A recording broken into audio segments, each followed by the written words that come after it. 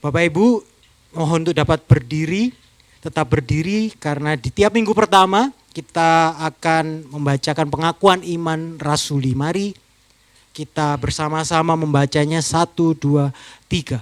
Aku percaya kepada Allah Bapa yang Maha Kuasa, Khalik langit dan bumi, dan kepada Yesus Kristus, anaknya yang tunggal, Tuhan kita, yang dikandung dari Roh Kudus, lahir dari darah Maria, yang menderita di bawah Pontius Pilatus, disalibkan, mati dan dikuburkan, turun ke dalam kerajaan maut.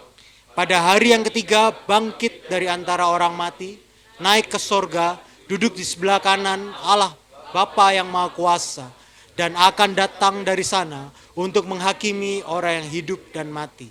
Aku percaya kepada Roh Kudus, gereja yang kudus dan persekutuan orang kudus, pengampunan dosa, kebangkitan tubuh, dan hidup yang kekal. Amin. Bapak Ibu dipersilakan duduk. Dan teman-teman youth, saudara youth bisa ke lantai 2 untuk juga mendengar kebenaran firman Tuhan. Puji nama Tuhan. Selamat siang Bapak Ibu, saudara-saudara, teman-teman yang saya kasih dalam Tuhan. Haleluya, senang sekali bisa bersama-sama kembali beribadah, memuji, menyembah Tuhan di gereja ini. Dan izinkan saya untuk menyapa welcome to Common Church buat Bapak Ibu, saudara-saudara, teman-teman yang mungkin pertama kali beribadah bersama kami tempat ini. Di sini kita percaya bahwa di dalam Kristus kita semua diterima apa adanya.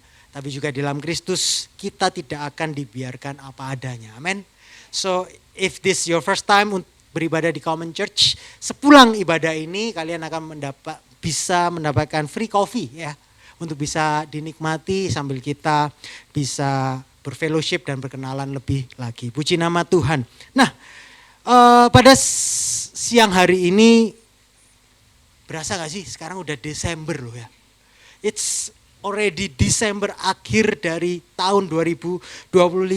Dan berbicara tentang bulan Desember adalah bulan yang paling dirayakan oleh kita orang-orang Kristen, benar? Enggak sekedar di Indonesia tapi juga di seluruh dunia, karena bulan Desember identik dengan apa? Perayaan kelahiran Tuhan Yesus atau yang kita sebut dengan Natal. Namun seringkali, namun sekarang bukan hanya orang-orang Kristen yang merayakan Natal, benar? Orang beragama lain, orang yang mungkin mengaku agnostik, bahkan ateis, terlihat juga semakin terbuka dan ikut merayakan Natal. Nah, kayaknya minggu lalu saya ke tempat les nganterin anak saya, tempat les jadi bahasa Inggris ya. Lobinya itu dihias dengan ornamen-ornamen Natal. Ada pohon Natal, ada berbagai hiasan lainnya. Dan yang asik itu banyak ibu-ibu yang ngambil foto anak-anaknya berpose di depan pohon Natal yang ada di lobi itu ya. Bahkan mereka selfie bareng tuh ibu-ibu sama anak-anaknya. Dan yang membuat saya terpukau ya adalah yang berfoto dan selfie itu adalah saudara-saudara sepupu kita. Ya. Lengkap dengan pakaian khas mereka, ibu-ibunya bisa bayangin. Tapi mereka berfoto bersama-sama dengan anak mereka. Bahkan mengencourage anak mereka, ayo foto di depan pohon Natal itu, yuk foto. Oke. Di satu sisi melihat hal itu saya sangat senang. Kenapa? Dan bangga karena keindahan toleransi bangsa kita yang kita miliki, bangsa Indonesia. Di tengah berbagai sentimen agama, kita dengar berita ada kita yang minoritas sudah ditindas, dipersulit. Ternyata masih banyak saudara-saudara kita yang punya semangat kebinekaan. Ya. Tetapi momen itu juga membuat saya bertanya, what is the meaning of Christmas after all? Apa arti Natal sebenarnya? Apakah kita sudah mengenal makna Natal yang sebenarnya? Atau selama ini kita hanya ikut merayakan Natal tanpa sebenarnya kita pernah mengerti sebenarnya apa keindahan Natal? Apa arti Natal itu? Kenapa? Karena seringkali kita sering mengenal sensasi perayaan Natal, tapi kita jarang merenung akan esensi Natal. So oleh sebab itu di minggu ini dan minggu depan kita akan merenungkan esensi Natal melalui pesan Advent.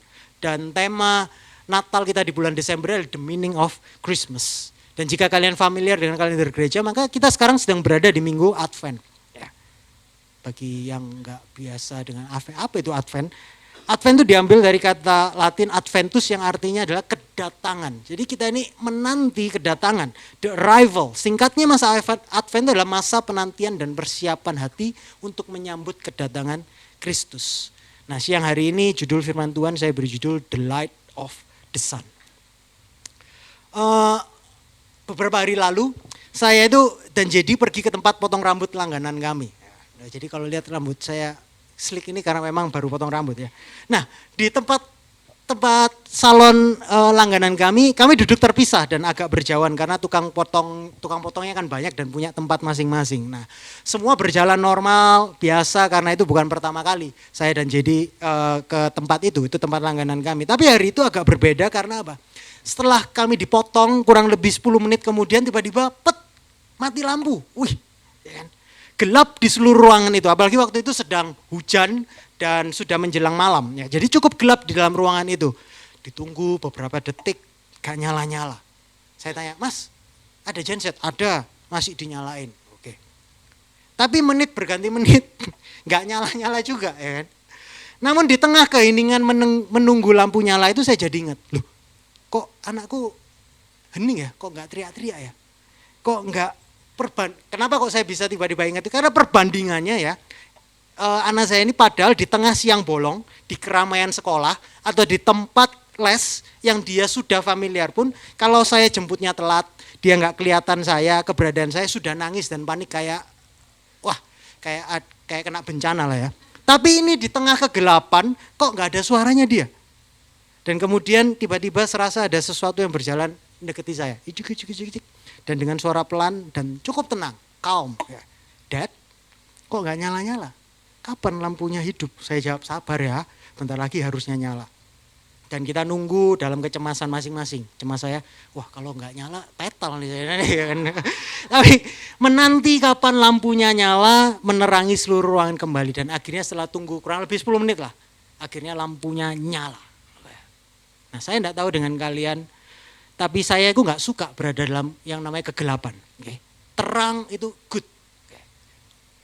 Semakin terang semakin baik. Berada dalam kegelapan mati lampu itu sungguh tidak menyenangkan dan menanti lampu menyala itu seperti sebuah penantian sangat panjang dan tidak nyaman.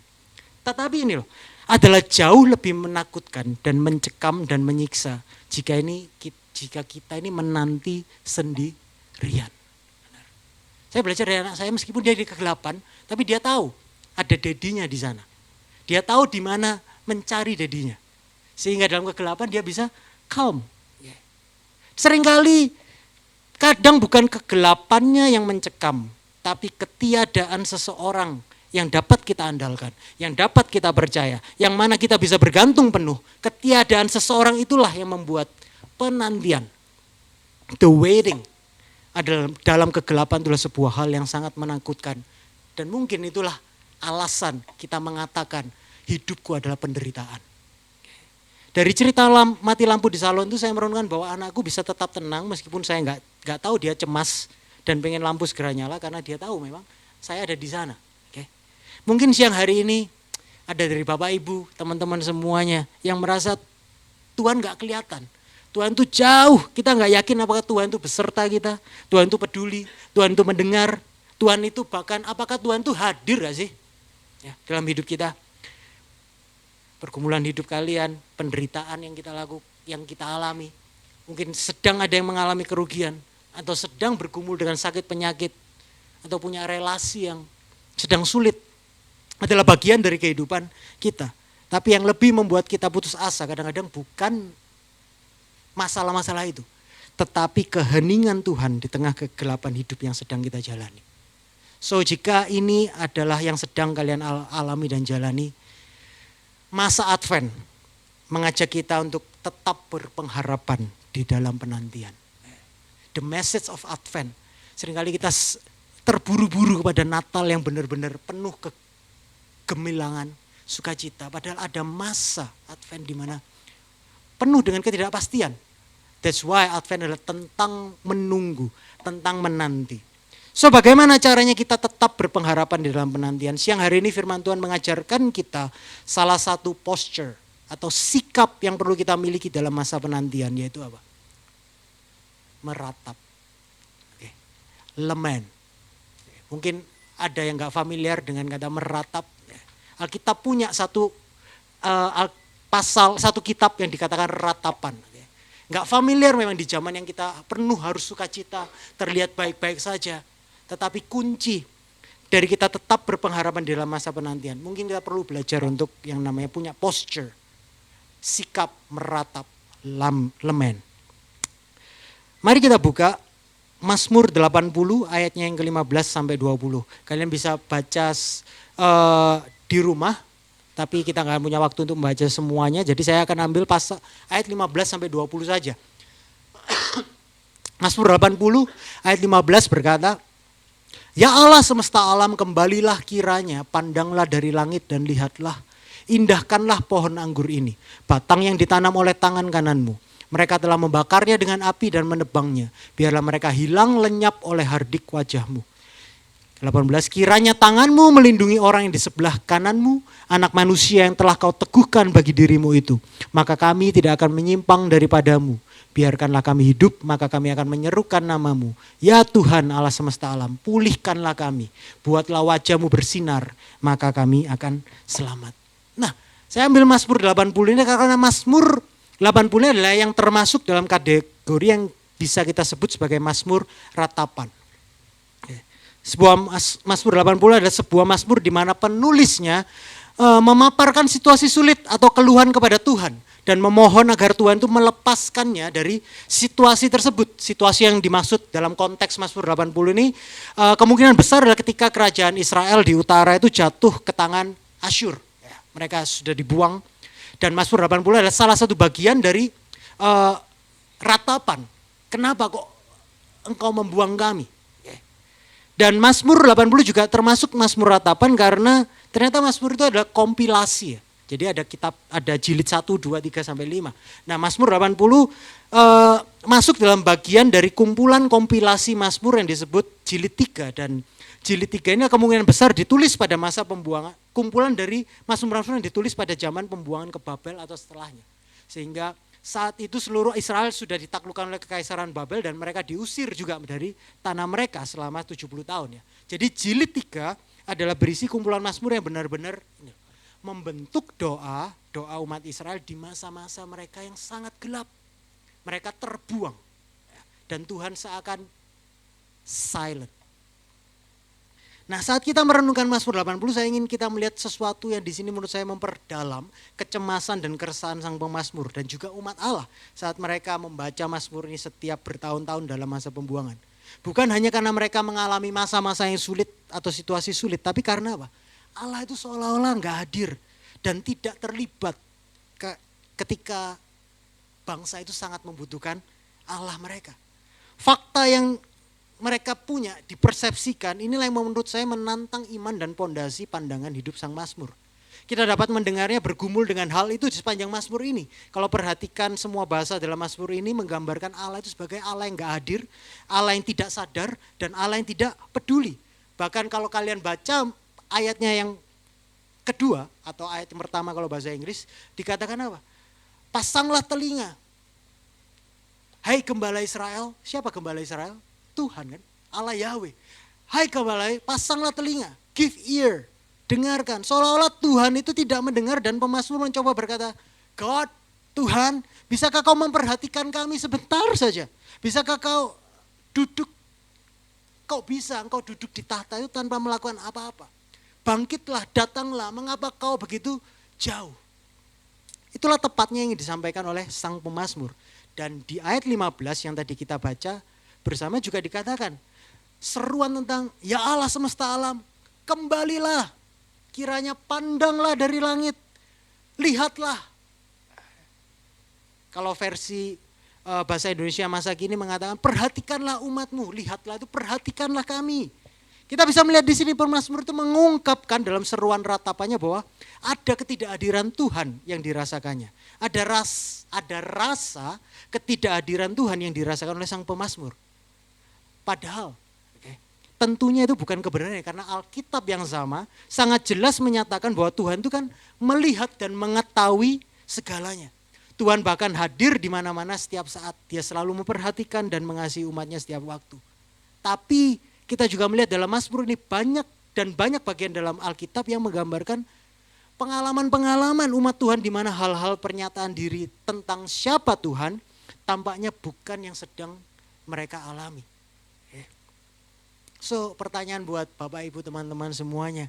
Saya ingin tahu apakah ada dari Bapak Ibu saudara-saudara di tempat ini yang pernah mengalami masa-masa di hidup kalian di mana Tuhan tuh tampaknya tidak hadir, tidak peduli, dan tidak terlibat di dalam kehidupan.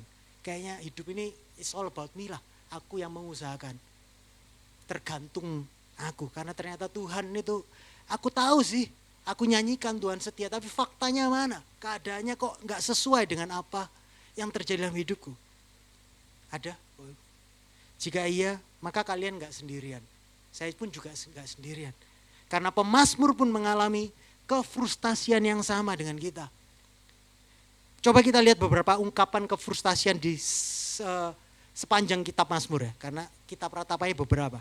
Saya saya ambil contoh 4 aja. Mazmur 10 ayat 1. Ungkapan si Mazmur. Mengapa engkau berdiri jauh-jauh ya Tuhan? Seakan-akan situasinya sulit tapi Tuhan itu lihat berdiri but didn't do anything. Ungkapan dari sang pemazmur. Mazmur 44 ayat 23. Mengapa engkau tidur ya Tuhan? Mazmur 89 ayat 46. Berapa lama lagi ya Tuhan engkau bersembunyi terus menerus? Mazmur 22 ayat 2. Allahku, Allahku, mengapa engkau meninggalkan aku? Wow, seruan yang benar-benar jujur ya ternyata ya. Bahwa Alkitab ini benar-benar sangat amat jujur dengan realitas kehidupan yang ada di dunia yang jatuh dalam dosa ini. Pengalaman-pengalaman seperti inilah yang dialami pemazmur dan umat Allah. Di sini perasaan ditinggalkan oleh Allah di saat mereka sangat-sangat membutuhkan kehadiran Allah. Dan yang membuat mereka semakin bertanya-tanya adalah mereka nggak tahu mengapa mereka ditinggalkan sendiri oleh Tuhan. Dan itulah yang sedang terjadi di Mazmur 80. Kita melihat bahwa ada kebingungan dalam isi yang pemazmur ini tulis. Dia nggak tahu kenapa Tuhan seakan diam saja di tengah penderitaan mereka. Dan bukankah pengalaman I don't know why, tidak tahu mengapa, itu akan semakin memperdalam perasaan ditinggalkan. Benar? Saudara? Dan bahkan sampai akhir di Mazmur ini pemazmur tidak menemukan jawaban dari Tuhan atau solusi apapun untuk dapat ditulis. Banyak mazmur-mazmur yang lain ditutup dengan kepastian bagaimana Tuhan menjawab pergumulan. Tetapi Mazmur 80 ini tidak. Mazmur 80 ini tidak memiliki akhir yang baik dan positif. Artinya apa sih? Artinya Mazmur ini adalah tentang memang sebuah ratapan. Ini adalah jeritan umat Allah yang sedang menanti di dalam ketidakmengertian. Mereka menantikan Tuhan dengan iman. Sementara jalan-jalan Tuhan itu tetap tersembunyi dan hadirannya tetap terselubung dari mereka. So, kita bisa melihat ya bagaimana kejujuran Alkitab ini sungguh-sungguh cerminan sekali lagi dari realitas kehidupan kita. Meskipun kita ini anak Allah, kita ini orang percaya, kita ini umat Allah, kita nggak terhindar dari kefrustasian dan kebingungan seperti yang diungkapkan oleh sang pemazmur. Benar? Sebagai umat Allah tidak berarti kita ini terhindar dari yang namanya masa penantian. Dan seringkali yang bisa kita lakukan dalam masa penantian itu hanyalah seperti yang pemazmur katakan, tuliskan, meratap, to lament. Tapi pertanyaan kan begini, apa bedanya ratapan umat Allah dengan ratapan orang yang tidak mengenal Allah? Ratapan juga berbicara tentang keluhan, ungkapan kefrustasian. Tapi orang gak percaya Allah pun juga mengalami penderitaan yang sama, merasa ditinggalkan juga. Tapi apa yang membedakan keluhan, ratapan umat percaya dengan umat yang bukan orang yang tidak mengenal Allah. Dan Mazmur 80 kita akan lihat di tengah ketidakmengertian sang pemazmur, di tengah masa penantiannya, di tengah masa ratapannya, pemazmur menutup ratapannya dengan sebuah doa permohonan. Jadi kalau kalian lihat baca Mazmur, ada Mazmur ratapan, seringkali keluhannya benar-benar keluhan yang nyata. Tetapi di akhir tiap Mazmur selalu seringkali ditutup dengan sebuah doa, pengakuan ya, yang tidak berdasarkan perasaan tetapi berdasarkan kebenaran firman Tuhan. Dan ini kita lihat di Mazmur 80 ayat 18 sampai 20. Pemazmur menuliskan doa dan harapannya. Dikatakan ayat 18. Saya highlight warna merah. Kiranya tanganmu melindungi orang di sebelah kananmu. Anak manusia, yang telah kau teguhkan bagi dirimu itu. Maka kami tidak akan menyimpang daripadamu. Biarkanlah kami hidup, maka kami akan menyerukan namamu. Ya Tuhan Allah semesta alam, pulihkanlah kami. Buatlah wajahmu bersinar, maka kami akan selamat. Coba perhatikan. Pemazmur di tengah ketidakmengertian, ratapannya, dia gak memohon hikmat, dia gak memohon penjelasan, dia bahkan gak memohon diberi kekuatan untuk berjuang di dalam masa penantian. Meskipun sah-sah saja, ya kita berdoa dalam masa penantian, dalam penderitaan kita memohon hikmat, tadi kita yang Christ has wisdom, mohon penjelasan, it's okay, sah-sah saja dan hal yang baik untuk meminta hal-hal tersebut. Tetapi pemazmur memohonkan kehadiran anak manusia yang Allah sendiri pilih dan sediakan. Bahasa Inggris NIV dengan lebih jelas menyebutnya, the son, pemazmur memohonkan apa? The son of man you have raised up for yourself. So apa yang bisa kita pelajari? Yang membedakan ratapan orang beriman. Bahwa ratapan umat Allah itu. Ya, membuka bedanya. Ratapan umat Allah, ratapan orang percaya itu akan membuka mata. Akan betapa tidak berdaya dan lemahnya kita. Ratapan umat Allah itu juga bahwa ratapan umat Allah mengajar mereka berhenti mengandalkan diri sendiri. Ratapan seharusnya mengajarkan kepada kita ya, bahwa kita ini untuk tidak mengandalkan kekuatan kita sendiri. Jadi membuka mata kita, seharusnya membuka mata kita betapa tidak berdaya dan lemahnya kita. Dan juga mengajar kepada kita bahwa untuk kita berhenti mengandalkan pada kekuatan diri sendiri. Tapi gak stop sampai di sana. Ratapan juga memanggil kita untuk kita berharap pertolongan yang hanya datang daripada Tuhan sendiri. Amin. So ini yang membedakan ratapan orang percaya dengan ratapan orang yang tidak mengenal Allah. Bahwa setiap ratapan itu akan menyadarkan kita. Akan mendidik kita. Tapi juga memanggil kita untuk kita ini berharap kepada orang yang benar. Yaitu kepada Tuhan. Dan kabar baik buat kita siang hari ini. Pertolongan yang diserukan si pemazmur sebenarnya sudah datang. Beberapa tahun kemudian di kitab yang lain Nabi Yesaya yang juga selama hidupnya bergumul dengan penantian, dia menuliskan nubuatan di dalam Yesaya 9 ayat 2 dan 6a, saya gabung jadi satu. Bangsa yang berjalan dalam kegelapan telah melihat terang yang besar. Mereka yang diam di negeri kekelaman, atasnya terang telah bersinar. Sebab seorang anak telah lahir untuk kita. Apa? Siapa? Seorang the son of man, seorang putra telah diberikan untuk kita. Dan dalam terang perjanjian baru, kita sekarang tahu siapa the son of man ini. Siapa seorang putra itu. Ketika Yesus datang, nubuat Yesaya ini tergenapi. Matius 1 ayat 23 menyatakan, sesungguhnya anak darah itu akan mengandung dan melahirkan the son of man. Seorang anak laki-laki. Dan mereka akan menamakan dia, namanya luar biasa, Immanuel. Yang berarti Allah menyertai kita. So bukan sembarangan kalau kita baca ayat ya, namanya Immanuel, dikasih nama Immanuel karena apa? Bagus, ini namanya mungkin yang trendy ya kan. Kalau zaman saya punya anak, hampir semua teman-teman saya punya anak itu semuanya namanya Jaden, Jedi, Jared. Ya, kalau zaman dulu saya kan Budi dan lain sebagainya. Tiap zaman punya nama favorit. Ini Yesus dikasih nama Immanuel bukan karena zaman itu yang ngetop namanya Immanuel, no.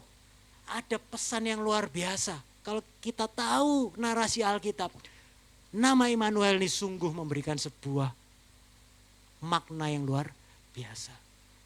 Seorang anak laki-laki telah lahir dan dinamakan Immanuel, yang artinya Allah beserta kita. Wow. Dari seruan Mazmur 80 dan nubuatan Nabi Yesaya di Yesaya 9 selama bertahun-tahun sampai kita baca Matius ini kurang lebih 700 tahun barulah janji itu tergenapi. Memang sepanjang 700 tahun itu tampaknya Allah telah melupakan janjinya. Ia tampak lalai, tidak ada anak manusia yang membawa keselamatan. Meskipun banyak nubuatan telah datang dan mengatakan bahwa ia akan datang, Allah tampak diam. Ia tersembunyi, ia tidak hadir. Tetapi kita tahu pada waktunya Allah hadir melalui inkarnasi putranya yang tunggal Yesus Kristus. Pertolongannya telah datang, terang telah terbit, terang dari sang anak, the light of the sun telah datang. So inilah salah satu esensi Natal. Bahwa kita tidak perlu lagi meragukan bahwa Tuhan melihat. Bahwa dia tahu, bahwa dia peduli, bahwa dia ada untuk kalian dan saya. Bahwa dia menyertai kita. Sungguh bagi kita umatnya, ya, kelahiran Yesus adalah bukti bahwa the light has come. Terang sudah datang. Sang anak manusia telah lahir dan dia sekali-kali tidak akan membiarkan kita. Dan dia sekali-kali tidak akan membiarkan kita. Yang percaya bisa katakan amin. Dan ini yang seharusnya menjadi pusat dan esensi perayaan kita di bulan Desember ini. Dan yang setiap tahun kita rayakan yaitu untuk bersuka cita. Bukan pada gemerlap Natal, tapi pada inkarnasi Yesus, mengingat karya anugerah Allah dengan mengirim sang anak ke dunia yang gelap ini. Tapi saya ingin kita jujur juga dan menyadari bahwa pengalaman-pengalaman masa penantian, seperti saat kita sedang menantikan Tuhan dan saat ketika jalan-jalannya sulit untuk dipahami, sangat mungkin adalah sesuatu yang masih kita semua alami sekalipun kita adalah orang yang percaya, benar? Meskipun kita tahu sang terang sudah datang, kita masih mengalami kegelapan dalam area hidup ini, benar? Mungkin siang ini kita datang dengan kegelapan penantian. Kita sedang menantikan Tuhan, mungkin untuk menjawab doa yang telah lama kita panjatkan. Kita datang tempat ini dengan kegelapan penantian, kita sedang menantikan Tuhan, mungkin untuk membebaskan kita dari situasi yang selama ini membuat kita bingung. Kita ini harus buat apa sih? Apa sih maksudmu Tuhan? Kita mungkin siang ini datang dengan kegelapan penantian. Mungkin kita sedang menantikan Tuhan untuk akhirnya memberikan kita kemenangan atas dosa yang selama ini telah membelenggu kita. Membelenggu hati kita. Tahun demi tahun. Mungkin kita tahu janji-janji Tuhan bahwa dia mengasihi kita. Barusan dikuatkan, dia menyertai kita. Keselamatannya dalam Kristus itu pasti. Bahkan mungkin kita telah berdoa kepada dia. Dan kita berusaha untuk menaruh kepercayaan yang penuh kepadanya. Sepenuhnya. Dan benar-benar sungguh-sungguh. Tapi terlepas dari semua hal yang kita upayakan, yang kita rasakan. Tuhan tetap seakan diam. Dia belum bergerak untuk menolong. Dia serasa gak hadir. Dia lalai. Dia tampak jauh. Sepertinya dia menyembunyikan dirinya dari kita. Di saat kita sangat amat membutuhkan dia. Apakah pengalaman-pengalaman ini familiar? Hal-hal ini gak mudah untuk dipahami. Dan seringkali yang membuat pengalaman-pengalaman ini begitu sulit adalah karena seringkali we don't know the reason. Saya gak sedang berbicara kita yang sedang kadang berbuat salah dan menanggung konsekuensi. Sometimes kita sudah jalan benar pun, kita melakukan apa yang Tuhan kehendaki, kita tetap mengalami pengalaman-pengalaman yang sama. And we don't know the reason. Kita gak tahu alasannya kenapa. Tapi saya mau memberitahu saudara-saudara semuanya. Advent tidak hanya mengingatkan kita akan kedatangan Kristus yang pertama. Tapi juga pengingat bahwa Kristus juga akan datang kembali untuk kedua kalinya. Dan bahwa ini loh, realita kehidupan di antara kedatangan Kristus yang pertama dengan kedatangan Kristus yang kedua. Ya ini. Inilah artinya hidup di antara yang sudah dan yang belum. Already but not yet. Kadang kita sering lupa bahwa kita ini masih hidup di antara kemenangan Kristus di kayu salib. Tapi juga kita sedang menanti kedatangan Sang Raja itu untuk kedua kalinya. Kita sudah ditebus, kita sudah lebih dari pemenang. Tapi realitas kehidupannya seakan-akan kita masih orang-orang yang kalah. Tapi Alkitab dengan jujur mengatakan, yes, semuanya itu benar. Itu bukan sebuah yang harus dipertentangkan. Tapi sebuah adalah paradoks kebenaran bahwa memang kita hidup di antara yang sudah tapi belum. Already but not yet. Inilah hal-hal yang akan kita alami dalam perjalanan kita bersama Tuhan. Karena Yesus telah datang, keselamatan memang sudah ada di sini. Tetapi pembebasan penuh dan kebenaran penuh masih tetap menanti kita. The light has come. Terang telah terbit. Ada sukacita, pengharapan dan damai sejahtera dari kehadiran Yesus. That's real. Tapi kita tahu bahwa terang itu belum sepenuhnya bersinar. Makanya pengalaman-pengalaman kegelapan atau kehancuran, kebingungan dan kesedihan itu tetap ada, akan terus ada selama kita hidup di realitas yang sudah dan yang belum ini.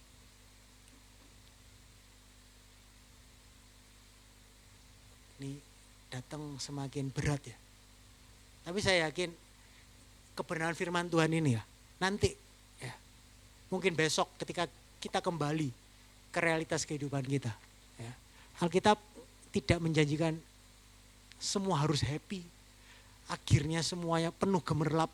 Kalau jadi orang Kristen itu tidak meratap, itu ada sesuatu yang salah. Loh, tapi yang saya pelajari justru tidak.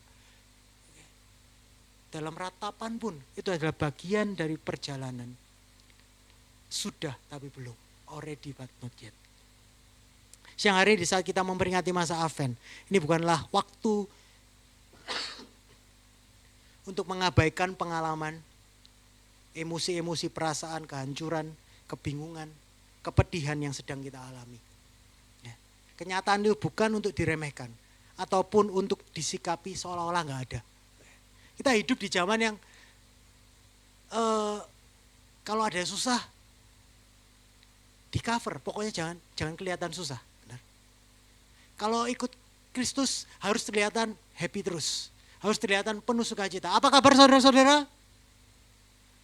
Wah, kok gak kelihatan luar biasa? Apa kabar saudara-saudara? Dipaksa luar biasa padahal di dalamnya hancur. Itu namanya apa? Kamuflase, membohongi diri sendiri. Kita semua bisa senang-senang, wah luar biasa. Chris, top, Sam, kelihatan luar biasa. Pulang rumah menangis, ratap. Saya rindu, kita bisa jadi, diterima apa adanya, tidak dibiarkan apa adanya. Dan salah satunya apa sih? Dalam kondisi situasi musim kehidupan kita. Ada pengalaman emosi-emosi, perasaan, kehancuran, kebingungan, dan kepedihan. Itu bukan untuk diremehkan atau dianggap tidak ada. Tapi justru itu adalah sesuatu yang untuk kita embrace. Adalah undangan untuk kita datang merenung. Kemarin tadi saya bilang, seringkali kita lupa. Ingat sensasi Natal, tapi kita lupa untuk merenungkan. Salah, ya benar. Merayakan sensasi Natal, tapi kita lupa untuk merenungkan esensi dari Natal. Advent juga adalah undangan untuk kita datang merenungkan dan untuk meratap. Ini adalah masa untuk kita mengungkapkan luka, rasa sakit, kebutuhan dan keinginan kita di hadapan Tuhan. Karena meskipun kita adalah anak-anak Allah di dalam Kristus Yesus, kita masih merupakan umat Allah yang hidup dalam masa penantian. Tadi kita baca perjanjian lama. Mari kita lihat ayat-ayat di perjanjian baru. Yang Kristus kan sudah menang. Kristus sudah naik ke surga, sudah kirimkan Roh Kudusnya. Tetapi ayat-ayat selanjutnya kita baca bahwa meskipun semuanya sudah digenapi, tetap ada masa-masa penantian. Bahkan dituliskan kita ditegaskan memang kita masih menanti. Ada 3 ayat yang saya tulis sebagai contoh. Roma 8, 19 ayat 23. Sebab dengan sangat rindu seluruh makhluk menantikan saat anak-anak Allah dinyatakan. Dan bukan hanya mereka saja, tapi kita yang apa? Yang telah menerima karunia sulung roh. Artinya kita yang sudah menerima Kristus, kita yang sudah menerima Roh Kudus, kita juga mengeluh dalam hati kita sambil menantikan pengangkatan sebagai anak, yaitu pembebasan tubuh kita. Jadi di antara kita sudah menerima Kristus sampai nanti Kristus datang kedua kali, ternyata kita memang masih adalah dalam masa penantian. Galatia ayat 5. Galatia pasal 5 ayat 5. Sebab oleh roh dan karena iman kita menantikan kebenaran yang kita harapkan. Justru kalau kita di dalam roh dan dengan iman, posturnya justru menantikan kebenaran yang kita harapkan. Titus 2 ayat 13. Dengan menantikan penggenapan pengharapan kita yang penuh bahagia dan penyataan kemuliaan Allah yang maha besar dan juru selamat kita Yesus Kristus. Wow. Kita adalah umat yang menanti ternyata ya. Kita adalah umat yang merindukan. Kita adalah umat yang bahkan mengeluh seperti yang dikatakan ayat-ayat yang barusan kita baca. Tetapi ini yang penting untuk kita pahami. Coba dengerin saya. Penantian kita berbeda dengan penantian umat Allah di perjanjian lama. Penantian kita berbeda dengan penantian sang pemazmur yang menulis Mazmur 80. Dan Mazmur yang tadi kita baca ratapan itu. Kita bukan orang yang menanti di dalam kegelapan. Melainkan kita adalah orang yang menanti di dalam terang cahaya sang anak yang telah menerangi kita. Amin. Artinya apa? Artinya kita menanti sekarang ini, benar kita menanti. Tetapi kita menanti dengan harapan, dengan sukacita dan kasih. Mengetahui bahwa sama persisnya seperti Yesus telah datang ke dunia sebagai anak manusia dan membawa keselamatan. Yesus yang sama pasti akan datang kembali dan membawa keselamatan hingga kepenuhannya. Dan dia menyempurnakan keselamatan kita nanti. Amin. Sang Putra, the Son of Man telah datang. And he will come back again. Dia akan kembali lagi. Tetapi dia datang kembali. Kelak dia bukan datang sebagai seorang bayi yang rapuh. Tapi dia akan datang sebagai raja yang datang dengan kemenangannya yang penuh. Seperti yang dikatakan seorang pendeta abad keempat tentang masa Advent. Cyril of Jerusalem, seorang bishop di Yerusalem, dia mengatakan begini dan saya sangat setuju. Kita memberitakan bukan hanya kedatangan Kristus yang pertama, tapi juga kedatangannya yang kedua. Yang jauh lebih mulia daripada yang pertama. Pada kedatangannya yang pertama, ia dibungkus dengan lampin di dalam palungan. Pada kedatangan yang kedua, dia menutupi dirinya dengan terang seperti jubah. Pada kedatangannya yang pertama, dia menanggung salib, mengabaikan rasa malu. Pada kedatangan yang kedua, ia datang dengan didampingi oleh sejumlah besar malaikat, menerima kemuliaan. Kita tidak bersandar pada kedatangannya yang pertama. Tidak hanya bersandar pada kedatangan yang pertama, tapi juga menantikan kedatangannya yang kedua. Amin.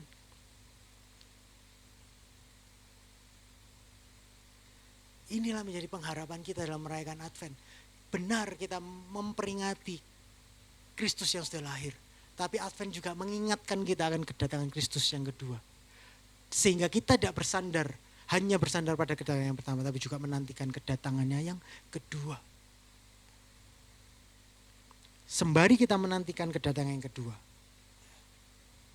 Lalu apa sumber pengharapan kita, kekuatan kita? Inilah yang menjadi sumber kekuatan kita, kehidupan kita umat Allah dalam terang anak manusia. Kalau kita mengerti ini, kita mendapatkan pengharapan di masa Advent ini. Kita boleh meratap, tapi ratapan kita juga penuh pengharapan. Saya akan tutup dengan 2 Korintus 4 ayat 8-9. Kita akan dapat berkata-kata seperti kata-kata Rasul Paulus di dalam 2 Korintus 4 ayat 8-9, 16-18. Di dalam ketidakpengertian kita akan kegelapan yang mungkin sedang kita alami. Di tengah-tengah keputusasaan, seakan-akan Tuhan diam. Seakan-akan kita ini hancur oleh dunia yang jatuh dalam dosa. Tetapi Rasul Paulus mengungkapkan implikasi kehidupan kita umat Allah di dalam terang anak manusia yang sudah datang. Mari kita baca, saya undang kita semua baca sama-sama 2 Korintus 4 ayat 8-9 dan 16-19. Mari kita baca dengan suara yang lantang ya. 1, 2, 3. Dalam segala hal kami ditindas, namun tidak terjepit. Kami habis akal, namun tidak putus asa. Kami dianiaya, namun tidak ditinggalkan sendirian. Kami dihempaskan, namun tidak binasa. Sebab itu, kami tidak tawar hati. Tetapi meskipun manusia lahiriah kami semakin merosot, namun manusia lahirnya kami dibarui dari sehari ke sehari. Sebab penderitaan ringan yang sekarang ini mengerjakan bagi kami kemuliaan kekal yang melebihi segala-galanya. Jauh lebih mudah. Sebab kami tidak memperhatikan yang kelihatan, melainkan karena yang kelihatan adalah sementara, sedangkan yang lahir. Amin. Amin.